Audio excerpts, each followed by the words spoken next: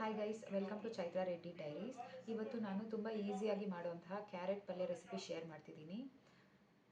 ಇದು ಚಪಾತಿ ಜೊತೆಗೆ ಒಂದು ಒಳ್ಳೆ ಕಾಂಬಿನೇಷನ್. ಇಲ್ಲಿ ನಾನು 7 to 8 ಬಿಗ್ ಸೈಜ್ ಕ್ಯಾರೆಟ್ ತೊಗೊಂಡು ಔಟರ್ ಲೇಯರ್ನ ಪೀಲ್ ಮಾಡಿ ವಾಶ್ ಮಾಡಿ ಇಟ್ಕೊಂಡಿದ್ದೀನಿ.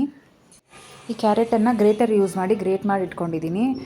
ಇದೇ ಎಂಟೈರ್ ರೆಸಿಪಿನಲ್ಲಿ time consuming process. Around 20 to 25 minutes ಆಗುತ್ತೆ ಎಲ್ಲ ಕ್ಯಾರೆಟ್ನ ಗ್ರೇಟ್ ಮಾಡ್ಕೊಳ್ಳೋಕ್ಕೆ. ಈ ಪ್ಲೇಟ್ ಟೈಪ್ ಬರೋ ಗ್ರೇಟರ್ಸ್ಗಿಂತ ಈ ಬಾಕ್ಸ್ ಟೈಪ್ ಗ್ರೇಟ್ ಮಾಡೋಕ್ಕೆ ಸ್ವಲ್ಪ ಈಸಿ ಆಗುತ್ತೆ. ಹ್ಯಾಂಡ್ ಪೇನ್ ಏನೂ ಬರೋದಿಲ್ಲ. ಇದು ನಾನು ರೀಸೆಂಟಾಗಿ ಪರ್ಚೇಸ್ ಮಾಡಿದೆ. ಇದು ಫ್ಲಿಪ್ಕಾರ್ಟಿಂದ ಪರ್ಚೇಸ್ ಮಾಡಿದ್ದು. ಎಷ್ಟೊಂದು ಬ್ರ್ಯಾಂಡ್ಸಲ್ಲಿ ಇದೇ ಥರ ಸೇಮ್ ಗ್ರೇಟರ್ ಅವೈಲೇಬಲ್ ಇದೆ. ಈ ಪಲ್ಯಕ್ಕೆ ಒಗ್ಗರಣೆಗೆ ಸ್ವಲ್ಪ ಕಡಲೆಬೇಳೆ, ಹಸಿಮೆಣಸಿನಕಾಯಿ, ಈರುಳ್ಳಿ ಮತ್ತು ಕರಿಬೇವನ್ನು ಕಟ್ ಮಾಡಿ ಇಟ್ಕೊಂಡಿದ್ದೀನಿ. ಒಂದು ಬಾಣಲಿಯಲ್ಲಿ ಎಣ್ಣೆ ಇಟ್ಟು ಎಣ್ಣೆ ಕಾದ ಮೇಲೆ ಸ್ವಲ್ಪ ಸಾಸಿವೆ ಹಾಕಿ ಮೊದಲು ಕಡಲೆಬೇಳೆ ಹಾಕಿ ಲೋ ಫ್ಲೇಮಲ್ಲೇ ಕಡಲೆಬೇಳೆ ಸ್ವಲ್ಪ ಗೋಲ್ಡನ್ ಬ್ರೌನ್ ಬರೋವರೆಗೂ ಬೇಯಿಸಿ,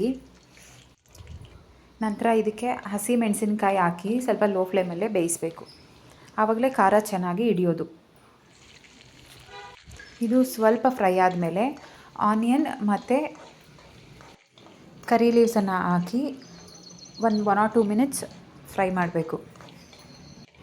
ಇದು ಫ್ರೈ ಆದಮೇಲೆ ಗ್ರೇಟ್ ಮಾಡಿರೋ ಕ್ಯಾರೆಟ್ ತುರಿನ ಇದಕ್ಕೆ ಮಿಕ್ಸ್ ಮಾಡಿ 15 to 20 minutes low to medium ಫ್ಲೇಮಲ್ಲೇ ಈ ಗ್ರೇಟೆಡ್ ಕ್ಯಾರೆಟ್ನ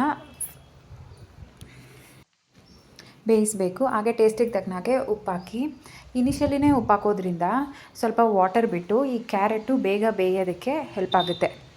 ನಾನು ಯೂಶ್ವಲಿ ಕ್ಯಾರೆಟ್ ಹಾಕಿದ ತಕ್ಷಣವೇ ಉಪ್ಪು ಹಾಕ್ಬಿಡ್ತೀನಿ.